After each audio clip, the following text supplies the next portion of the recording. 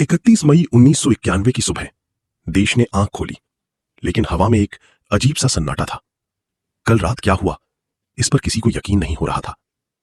भारत के पूर्व प्रधानमंत्री राजीव गांधी अब इस दुनिया में नहीं रहे। एक ऐसी मौत जो ना सिर्फ एक इंसान की थी, बल्कि एक सपने की भी थी। और सबसे बड़ा सवाल, कौन था इसके पीछे और क्यों? 21 मई 1991 की रात तमिलनाडु के एक छोटे से शहर श्रीपेरुम्बदूर में इलेक्शन रैली चल रही थी। राजीव गांधी वहां लोगों से मिलने आए थे। हमेशा की तरह उनका अंदाज सिंपल था।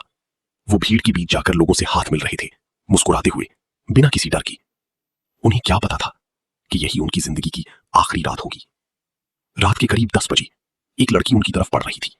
उसने एक सलवार सूट पहना हुआ था, हाथ में फूलों का हार। उसका नाम था थेनमोजी राजारत्नम, जिसे दुनिया धनु के नाम से जानती है। वो धीरे धीरे राजीव गांधी के पास आई, जैसे एक आम सपोर्टर हो।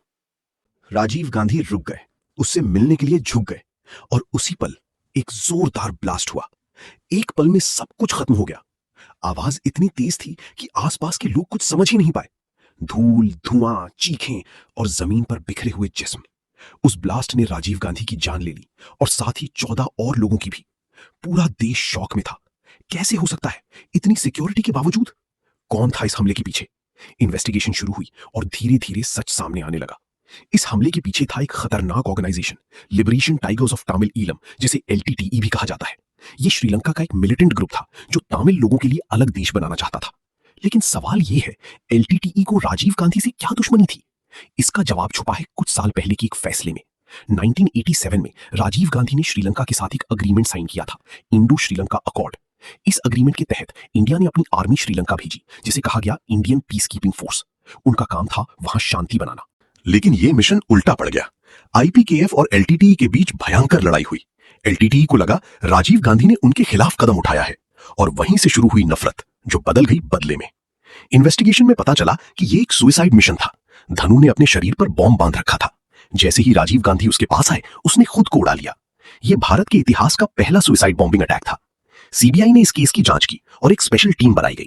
इस इन्वेस्टिगेशन का नाम था ऑपरेशन सितारा। धीरे धीरे साजिश के हर राज खुलते गए। कई लोगों को गिरफ्तार किया गया और कुछ को सजा भी मिली।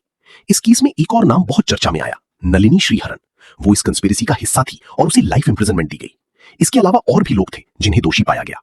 यह हत्या सिर्फ एक पॉलिटिकल मर्डर नहीं थी, ये एक मैसेज था, एक डर का सिंबल, एक ऐसा अटैक जिसमें एक लीडर को टारगेट करके पूरे देश को हिला दिया गया। राजीव गांधी भारत के सबसे यंग प्राइम मिनिस्टर थे। उन्होंने टेक्नोलॉजी और मॉडर्नाइजेशन पर फोकस किया। कंप्यूटर और टेलीकॉम रेवोल्यूशन की शुरुआत उन्हीं के टाइम हुई।